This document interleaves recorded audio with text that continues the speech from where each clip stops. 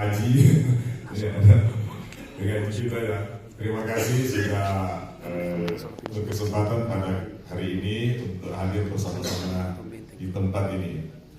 Tentunya di pagi yang cerah luar biasa di musim hujan, namun pagi ini cerah memberikan kita semangat untuk senantiasa mengucapkan syukur atas nikmat Allah Subhanahu wa taala sehingga kita masih dapat berkesempatan dan diberi kesehatan untuk bisa bermuajah di tempat yang baik ini. Dan tak lupa pula kita mengucapkan salawat dan salam atas junjungan kita Nabiullah Karim. Allahumma shalli wa sallim wa barik alaih. Semoga seluruh amal ibadah beliau senantiasa menjadi panutan kita hingga akhir zaman. Mohon izin kepada orang tua kita dengan di Rewa, saya izin untuk berbicara di sini. Memang sama dengan berbicara kepada mertua saya ini kalau suara seperti ini, karena rata-rata orang tua kami semua ini yang ada di depan kami. Namun di sisi lain kami tetap mendapat amanah untuk menyampaikan hal ihwal terkait dengan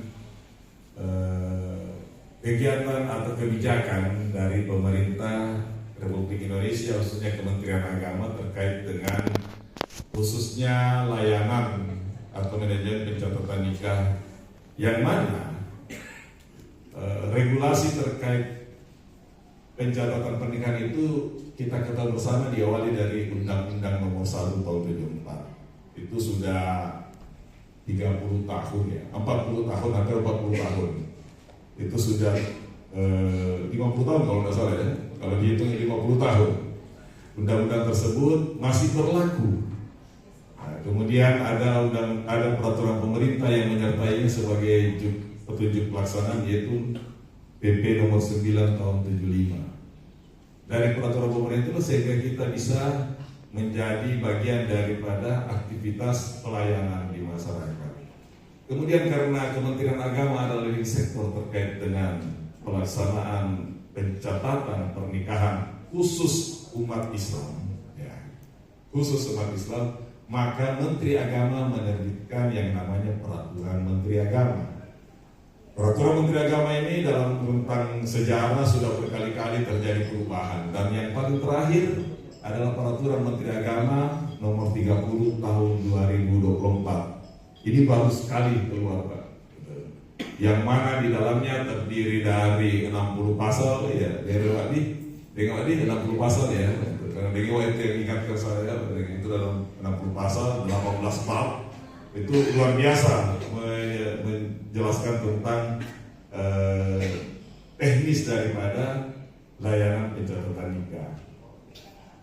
Ada 5 hal yang perlu kita sikapi bersama tentang ketentuan yang mengaturnya.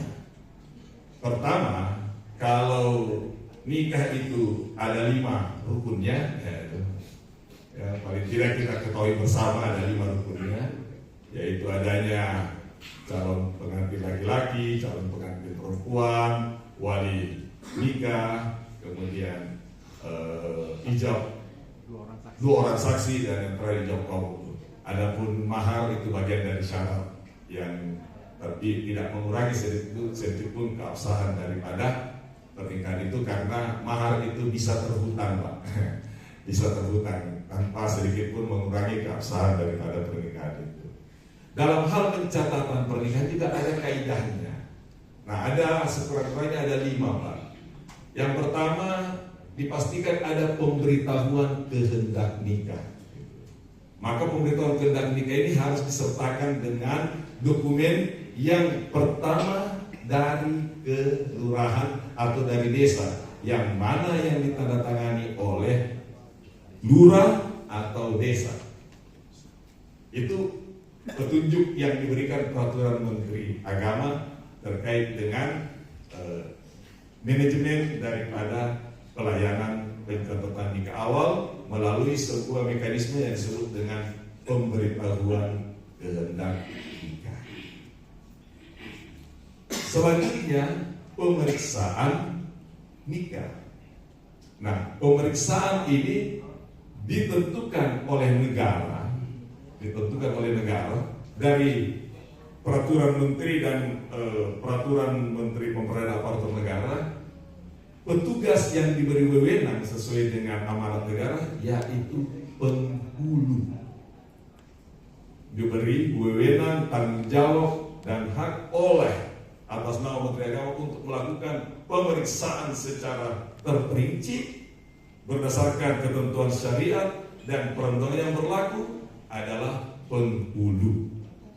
Dalam hal ini penghulu kalau zaman regulasi yang lama disebut dengan PPN atau pegawai pencatat nikah, ya kan?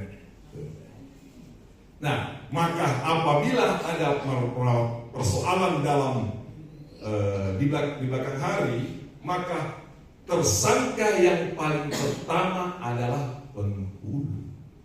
Maka kami senantiasa mengingatkan kepada teman-teman penghulu, pastikan bahwa yang akan menikah itu sesuai dengan ketentuan perundang-undangan dan ketentuan ajaran Islam.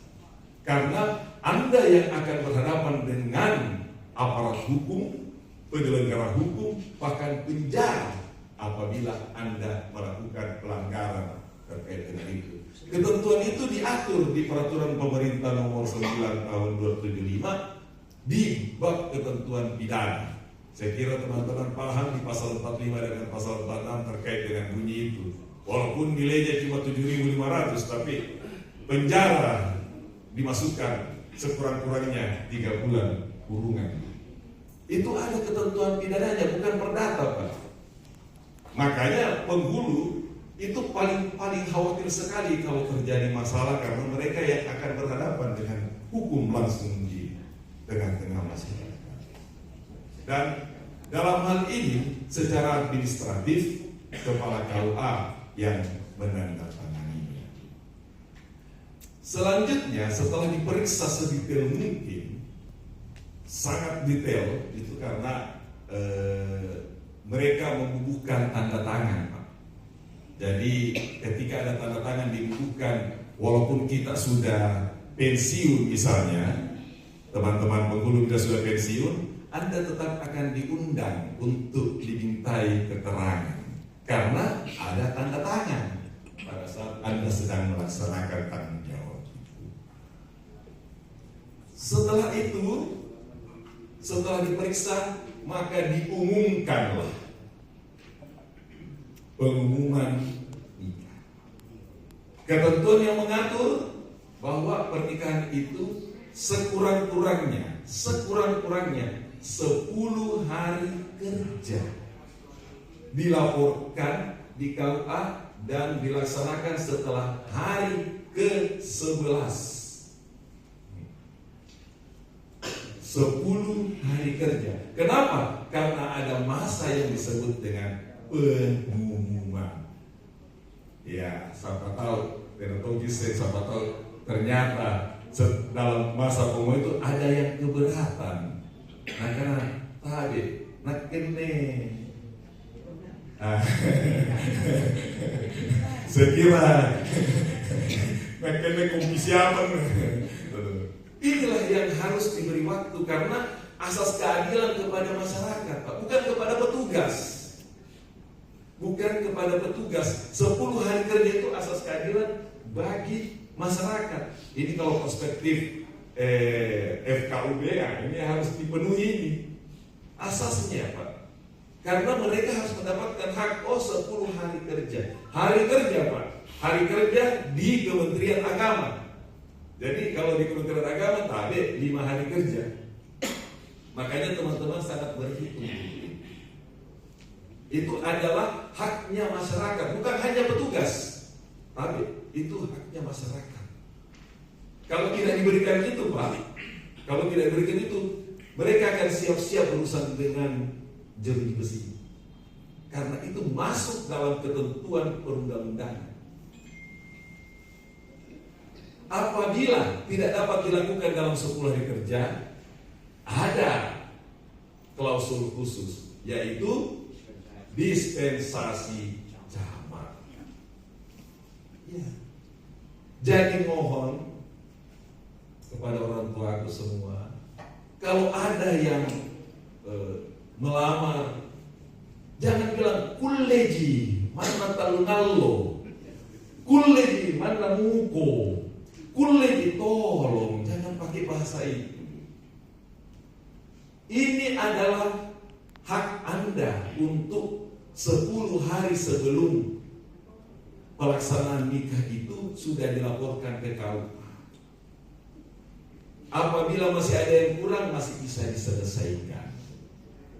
Dan semoga pelaksananya tidak ada masalah. Karena begini Pak, kalau sekiranya dalam 10 hari kerja itu tidak terpenuhi, kemudian terjadi batal pernikahan karena satu dan lain hal, maka petugas yang akan menuai masalahnya.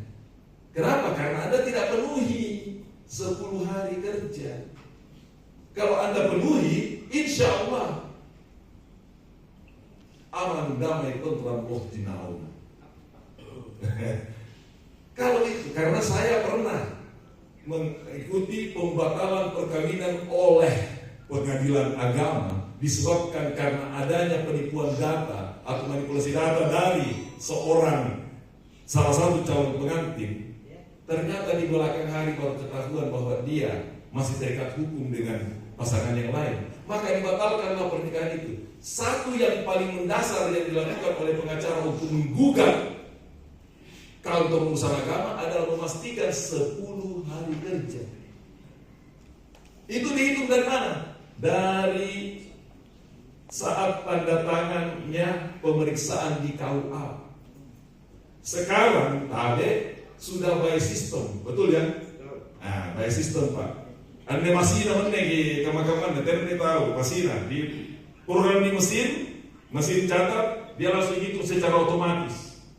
Kalau tidak bisa dilakukan, maka harus digunakan pendekatan pengecualian lewat lewat dispensasi jamak. Ini semua harus kita pahami bahwa tertibnya administrasi ini untuk memastikan hak-haknya masyarakat, keadilan kepada masyarakat, dan juga terhadap kepastian hukum daripada pencatatan nikah itu sendiri. Bab yang ketiga itu pengumuman selesai. Kita sudah sepaham tadi ya. Jadi mohon, ini merupakan bagian yang penting Pak. Kalau dulu mungkin tidak akan ada terbaca, tapi sekarang ketika dimasukkan dalam sistem akan baca Pak. Jadi sistem ini yang tidak bisa kita nego. Tidak boleh nyocok. Kita tidak bisa nego kesel. Ya. Kemudian yang keempat, yaitu pelaksanaan akad nikah. Di pelaksanaan akad nikah ini Pak, di pelaksanaan akad nikah ini harus dipastikan ada unsur petugas mewakili negara. Karena Undang-Undang nomor 1 menyebut, nomor 1 tahun 74 itu menyebut tentang di pasal 2 bahwa pernikahan dilaksanakan sesuai dengan kepercayaan dan keyakinannya. Kemudian yang kedua, tiap-tiap perkawinan dicatat menurut peraturan perundang-undangan berlaku.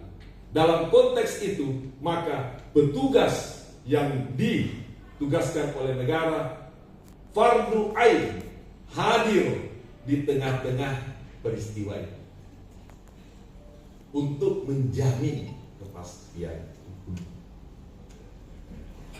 Alhamdulillah sekarang akta nikah Pak sudah harus dipastikan dilihat oleh calon pengantinnya atau keluarga besar pada saat pelaksanaan akad nikah. Dulu 20 kurang lebih 15 tahun yang lalu akta nikah tidak dilihat karena waktu itu dengan masih sifatnya buku. Menjual buku, dalam satu buku itu 50